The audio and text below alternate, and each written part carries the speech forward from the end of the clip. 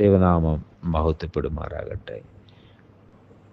നമ്മൾ റോഡിലൂടെ സഞ്ചരിക്കുമ്പോൾ ഹെൽമറ്റ് ധരിക്കണമെന്നും സീറ്റ് ബെൽറ്റ് ധരിക്കണമെന്നും ഒക്കെയുള്ള മുന്നറിയിപ്പുണ്ടെങ്കിലും അത് നമുക്ക് വിഷമമായിട്ട് തോന്നിയിട്ട് പലപ്പോഴും അത് ചെയ്യാതെ ഇരിക്കുമ്പോൾ അപകടങ്ങൾ വരുമ്പോഴാണ് നമുക്ക് മനസ്സിലാകുന്നത്, അയ്യോ ഇത് വെച്ചിരുന്നുവെങ്കിൽ ഈ മനുഷ്യൻ്റെ ഗതി ഇങ്ങനെ ആകുകയില്ലായിരുന്നു.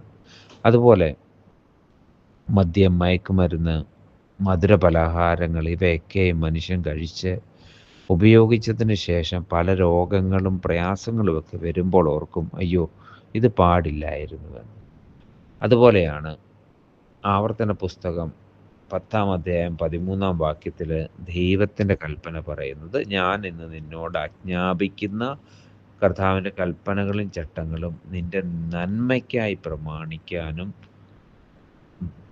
പ്രമാണിക്കുകയും വേണമെന്നല്ല, അത് നിൻ്റെ ദൈവമായ യഹോവ നിന്നോട് ചോദിക്കുന്നത് എന്ത്. ഇവിടെ കർത്താവ് തന്നെ സ്നേഹിക്കുന്ന തൻ്റെ മക്കളോട് പറയുക, നിങ്ങൾക്ക് വേണ്ടി ദൈവം തന്നിരിക്കുന്ന, നമുക്ക് ഓരോരുത്തർക്കും വേണ്ടി കർത്താവ് തന്നിരിക്കുന്ന ഓരോ കൽപ്പനകളും ദൈവം സംസാരിച്ച വചനങ്ങളുമെല്ലാം നമ്മുടെ നന്മയ്ക്ക് വേണ്ടിയിട്ടാണ്.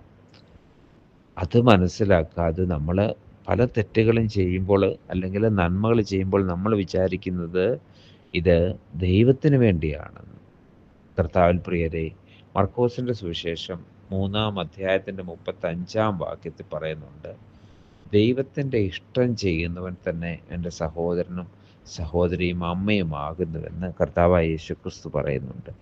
ദൈവേഷ്ടം, ദൈവം ആഗ്രഹിക്കുന്ന ദൈവത്തിൻ്റെ ഇഷ്ടം നമ്മൾ ചെയ്യുമ്പോൾ അത് നമ്മളെയാണ് നന്മയിലേക്ക് നടത്തുന്നത്.